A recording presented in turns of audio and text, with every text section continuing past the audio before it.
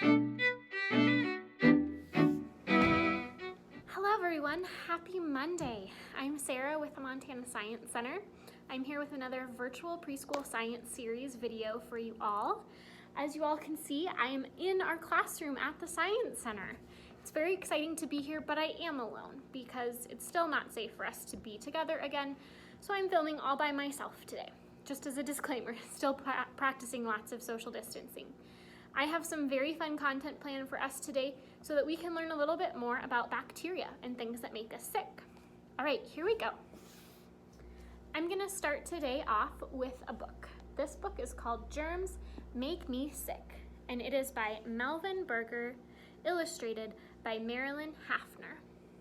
I'm gonna move my camera so you can get a better view of this book. All right, here we go. Germs Make Me Sick.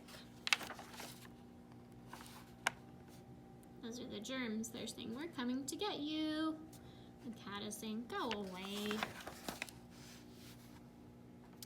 Hurry or you will be late for school. Rise and shine." He is sick as a dog. You wake up one morning, but you don't feel like getting out of bed. Your arms and legs ache. Your head hurts. You have a fever, and your throat is sore. "I'm sick," you say. "I must have caught a germ." Everyone knows that germs can make you sick, but not everyone knows how. Germs are living things. They are far too small to see with your eyes alone. In fact, a line of 1,000 germs could fit across the top of a pencil. There are many different kinds of germs, but the two that usually make you sick are called bacteria and viruses. Under a microscope, some bacteria look like little round balls. Others are straight as rods. Still, others are twisted in spiral shapes. Viruses are far tinier than bacteria. Some look like balls with spikes sticking out on all sides, and others look like loaves of bread or tadpoles. There are even some that look like metal skews with spider legs. Germs, such as bacteria and viruses, are found everywhere. They are in the air you breathe, in the food you eat, in the water you drink, and on everything you touch. They are even on your skin and in your body. You should wash your hands before you eat that. Although germs are all around, they do not always make you sick. Many germs are not harmful. Also, your body keeps out harmful germs most of the time. Your skin blocks out germs. As long as there are no cuts or scratches on your skin, germs can't get in. Your nose helps too. It is lined with tiny hairs. The hairs catch many of the germs you breathe in. They push them back out. The inside of your mouth and throat is always wet. Germs often get stuck there. They don't go any farther. Yet, some germs do slip in every once in a while. Your friend has a cold. She sneezes. Germs fly out. There they go. You breathe the air. Some of her germs may get into your lungs. Friends, this is why we cover our cough with our elbow. You take a sip of your cousin's soda. Her germs are on the straw. A few of the germs may get into your stomach. You're riding a bike. You fall and scrape your knee. Germs from the ground may get under your skin. But even when harmful bacteria and viruses get into your body, you don't always get sick. This is because your body has ways to fight germs. And we know that we don't usually share drinks with other people, and when we fall and get a cut, we put antibiotic ointment on it. Those are two things we can do to help keep our body healthy. The white cells in your blood go after any germs that sneak in. Usually these cells kill the germs before they can do any harm. That's pretty cool. Your blood also has special proteins that attack germs. They are called antibodies. The white blood cells and antibodies don't always get rid of germs, though. Some germs stay in the body and make you sick. What if the germs in your body are bacteria? They quickly start to multiply. Each one becomes 2 new bacteria. Then they become 4, and so on. In a few hours, there may be millions of bacteria in your body. The bacteria give off waste products. Some of these wastes are poisons. The poisons can damage or kill the cells that make up your body. When enough cells are harmed, you feel sick. You may have pains and aches. run a fever, or break out in a rash. You may cough or sneeze or throw up. These signs tell you that cells are being damaged or killed in your body. Some bacteria give off poisons that stay close to the bacteria. Bacteria in your mouth are like that. Their poison attacks only your teeth and causes cavities. It does not go other places in your body. Earaches and boils on the skin can also be caused by bacteria whose poisons stay in one place. Other bacteria give off poisons that move around the body. One kind of bacteria lives in the lungs, but it gives off poisons that are carried around in the blood. These bacteria may give you a headache or a sore stomach. Still, other bacteria have poisons in their outer coats. When they touch different cells, their poisons hurt or destroy them. As the cells die, you feel sick.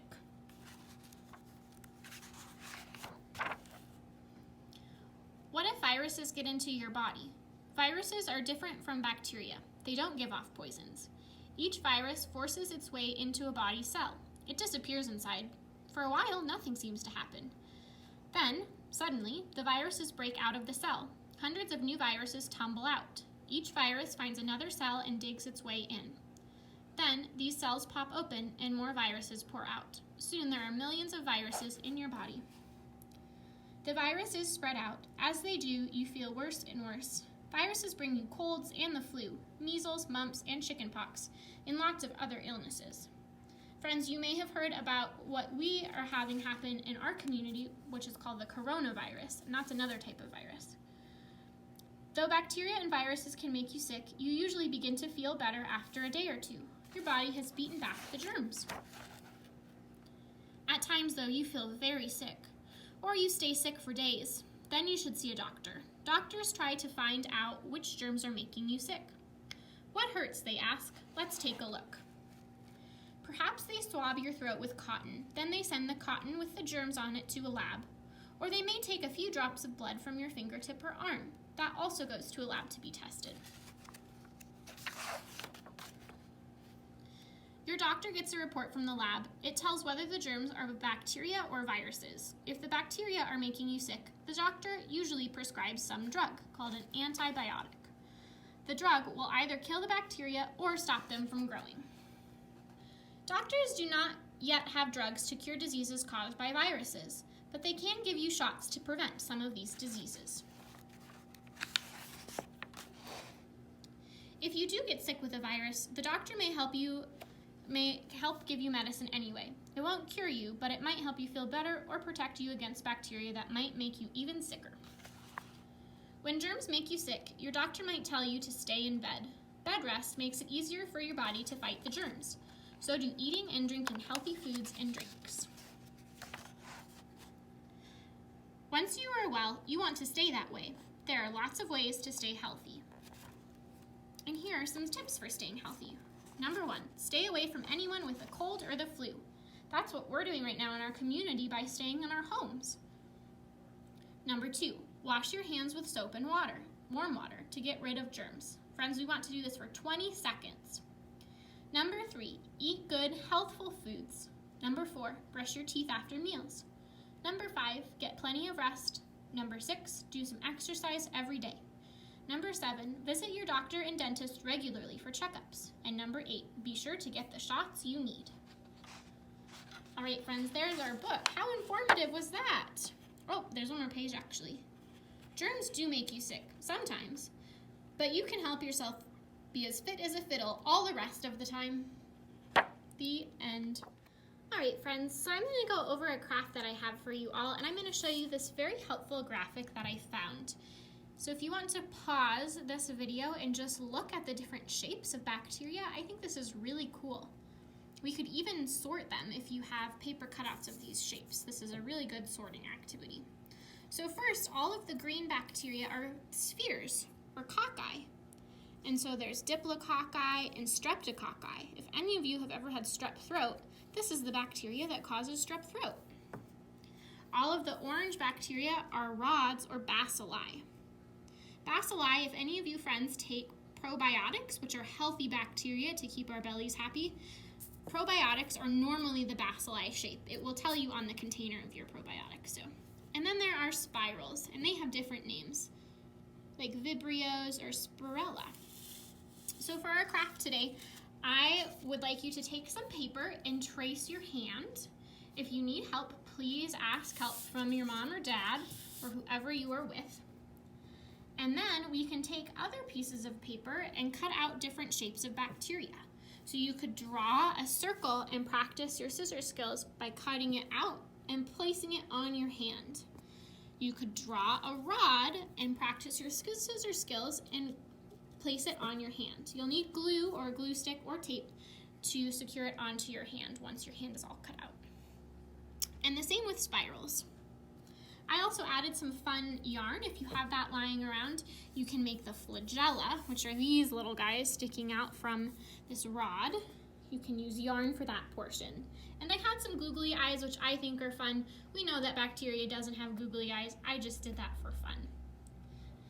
And so this will illustrate the bacteria on our hands. So this is why we wash our hands before we eat or before we touch our face.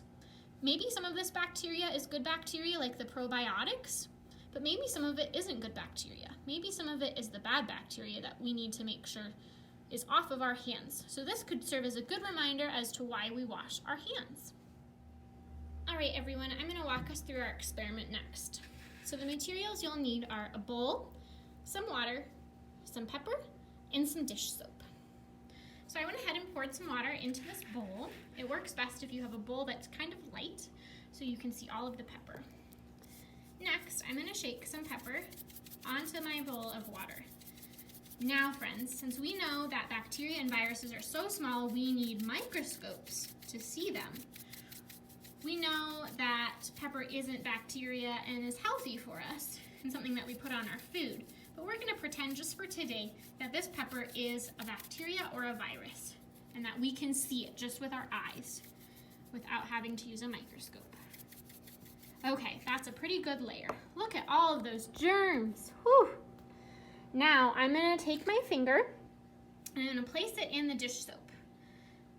And then I'm going to take my finger with the dish soap and put it into the bowl of germs. So pause this video and form your hypothesis or your prediction of what you think will happen to the germs when they meet the soap.